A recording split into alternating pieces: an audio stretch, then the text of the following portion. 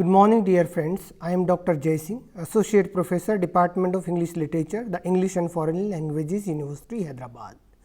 Today, we will discuss Elizabethan to Puritan Age, a review of literary tradition. The main things that we will discuss today is to understand the important features of the age of Shakespeare, to understand the literary tendencies of the age of Shakespeare, the main literary tendencies of the age of Milton. First, we will discuss the important features of the age of Shakespeare.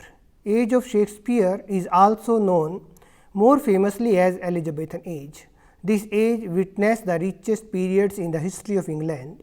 The age witnessed the rise and growth of the feelings of patriotism and nationalism among the English people, and brought about an unprecedented progress in almost all spheres of life.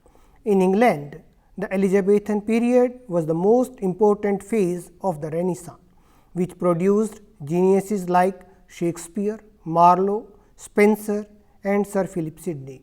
The Renaissance colored the thoughts and ideas of people of the Elizabethan age. Under the influence of Renaissance, the Elizabethan people made efforts to free themselves from the rigid institutions of Middle Ages. During the Elizabethan age, there was the revival of classical learning. The study of classical authors became a passion with the people of this age. Some of the most important developments of this age are the rise of humanism, the Reformation, the rise of nationalism, settlement in the field of political institutions. It is also known as an age of social contentment. It is also known as an age of material advancement. The new discoveries in the field of astronomy by Copernicus against the old theories of Ptolemy and the discovery of America by Columbus and Cabot brought about a widening horizon to the people of this age. It was an age of adventure. The imagination of people was stirred.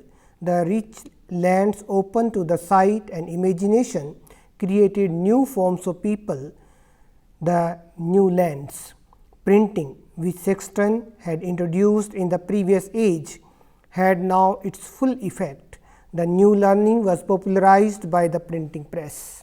Now, we will discuss the major literary tendencies in the age of Shakespeare. The ardent revival in the study of Greek literature brought a dazzling light into many dark places of intellect. The new classical influences were a great benefit to the people of Elizabethan age. The Elizabethan age witnessed translation of many important books from other languages to English.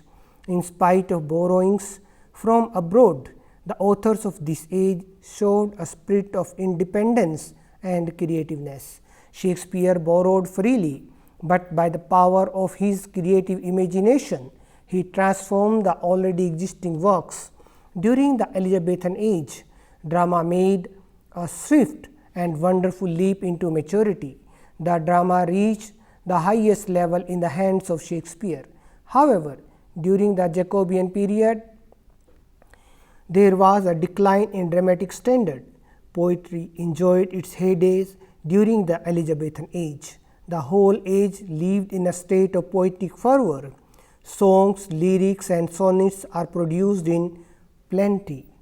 Now, we will discuss the pre-Shakespearean dramatists. They are also known as university wits.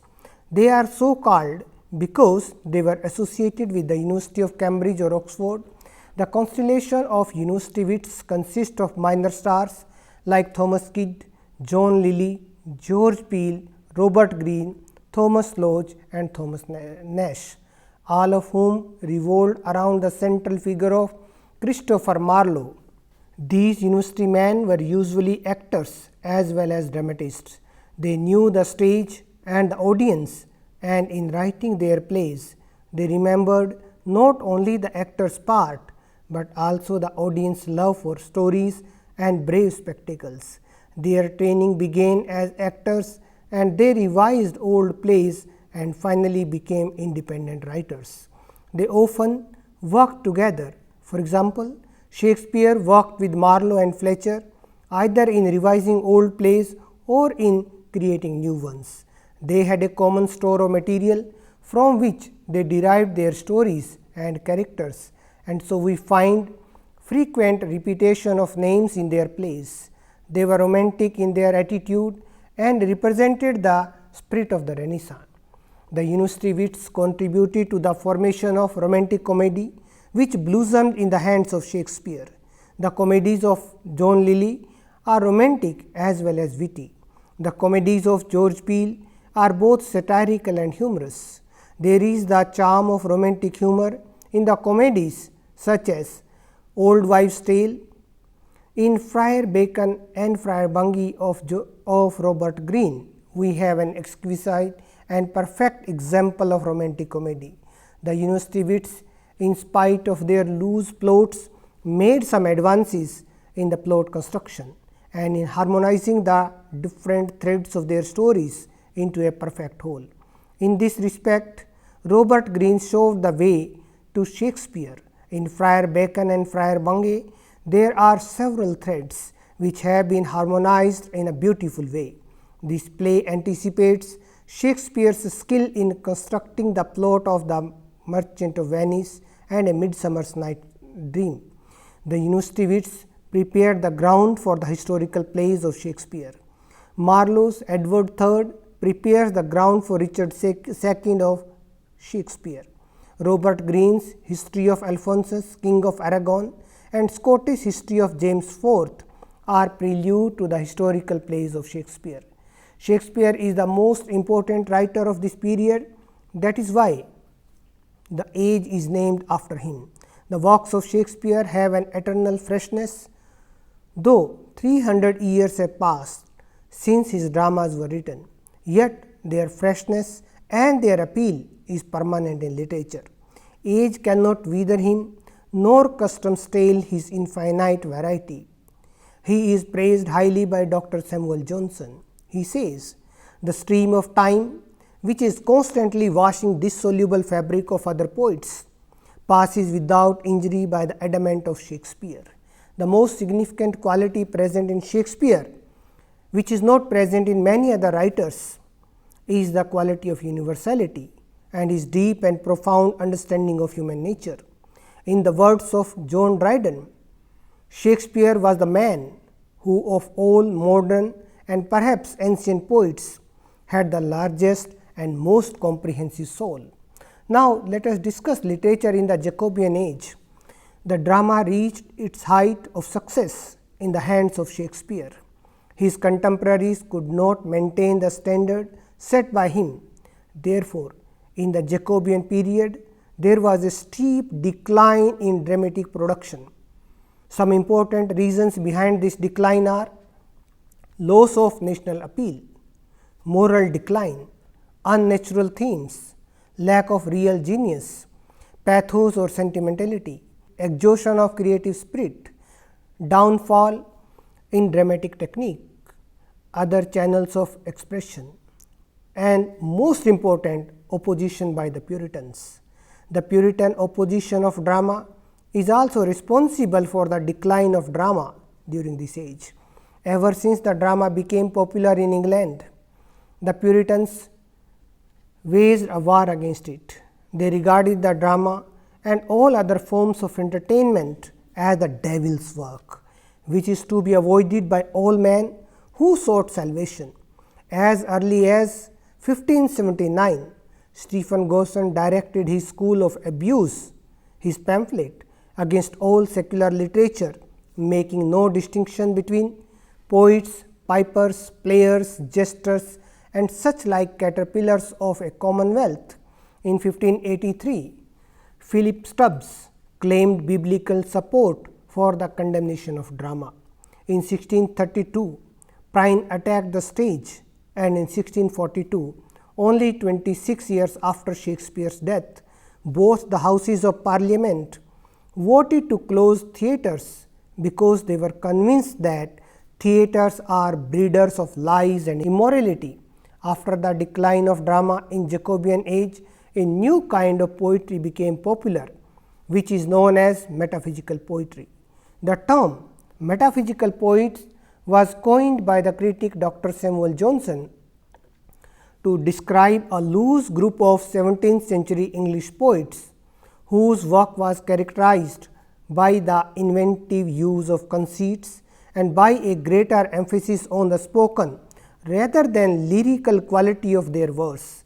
John Donne is the most important figure of the Elizabethan age. However, he had nothing of the essential Elizabethan spirit in him. He broke away from Elizabethan traditions and revolted against the easy, fluent style and stock imagery. He made sterling innovations in the matter and form of poetry and established metaphysical poetry as a genre.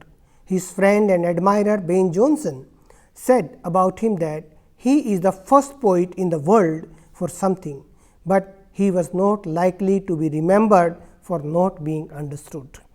Now, we will discuss the main literary tendencies of the age of John Milton. The literature of the age of John Milton presents a marked difference from the literature of the age of Elizabethan or the age of Shakespeare. William J. Long has noted three main distinctions in which the literature of the age of Milton differs from that of the preceding age, that is the age of Elizabeth. Elizabethan literature, with all its diversity, had a marked unity in spirit. Elizabethan literature is generally inspiring. It voices the youth, hope and vitality. Elizabethan literature is intensely romantic. The romance springs from the heart of youth and believes all things, even in the impossible. On the other hand, in the literature of the Puritan period, the spirit of romantic enthusiasm is missing. Even in the lyrics and poems, a critical intellectual spirit dominates. Moody and Lovett mark some important difference of the ideals of these two ages in the following words. The great conceptions, philosophical, political and social, that had marked the preceding age gave way and disappeared. One of these was that of an ideal union between the interests of the Renaissance and those of the Reformation, between the claims of the world and those of the other, which in case of Spencer and Sidney made for a complex though spiritualized humanism. Instead, we have in the 17th century on the one hand the gallant but light-hearted cavaliers, and on the other the earnest but narrow-minded Puritans, followers of two utterly opposed views of life. In the absence of great conception, human ambition and human character becomes less splendid and unified. In place of Marlowe, Shakespeare and Raleigh, we have Johnson, Bacon and Donne. However, Milton, the greatest Puritan, is an obvious exception. However, Milton also illustrates the falling off from Spencer's genius views of life and character. There is a general agreement among critics that during this period there was decline in literary production. The reader of literature of this age will notice the steep decline from the high Elizabethan standard. The deterioration was mostly due to the influence of Puritanism. This decline occurred in several ways, as pointed out by E. Albert in the following words. First, the output, especially of poetry, is much smaller and the fashion is towards shorter poems, especially the lyrics of peculiar type. There is a marked decay in the exalted poetic passion of the previous age. In the new poetry, there is more of the intellectual play of fancy than of passion and profundity. This period is rich in lyrical poetry of a peculiar kind. The theme is chiefly love or religion.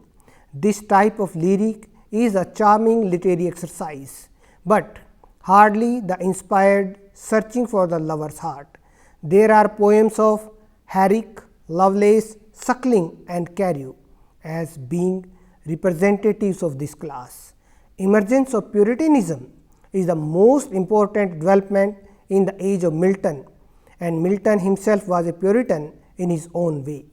Puritanism was the doctrine or school of English Protestants of the 16th and 17th centuries, whose aim was the purification of the religious practice from anything not specifically authorized by Scripture, and who enjoined the strictest purity of conduct.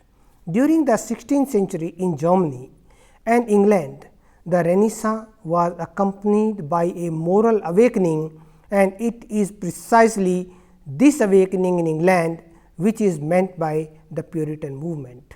Those who believed in Puritanism took the Bible as their guide and found that the Anglican service sanctioned by Queen Elizabeth was still too much like the Roman service. They were anti-Catholic. They acknowledged Elizabeth as head of the church only to bar the Pope. In their hearts, they rejected any control of religion by state. On the other hand, they aspired to control the state by their religion. They also advocated very strict views concerning life and conduct, and thus came to be called Puritans, a name which appears to have originated about 1564, the year of Shakespeare's birth, and was first used in derision, though it was soon accepted as a mere descriptive term. Puritanism had great impact on the tone and temper of English life and thought. The spirit which it introduced was fine and noble, but it was hard and stern. We admire the Puritans' integrity and uprightness, but their fanaticism, their moroseness, and the narrowness of their outlook and sympathies are criticized. To some extent, Puritanism tried to destroy human culture and so to confine literature within the circumscribed field of its own particular interests. There are also only a few writers and artists who were able to absorb all its strength while transcending its limitations. This was emphatically the case with John Milton, the greatest product of Puritanism in English literature. In his genius and work, the moral and religious influences of Puritanism are combined with the generous culture of the Renaissance. In literature, the Puritan age was one of confusion due to the breaking up of accepted standards in government and religion. It was an age of spiritual gloom which sooner or later fastens upon all the writers of the age. John Milton is the only major writer of this age. In this course, we will discuss all major works and will study all major literary conventions from the period extending from the age of Shakespeare to the age of Milton. So, this course will be wonderful experience for all of us. Thank you.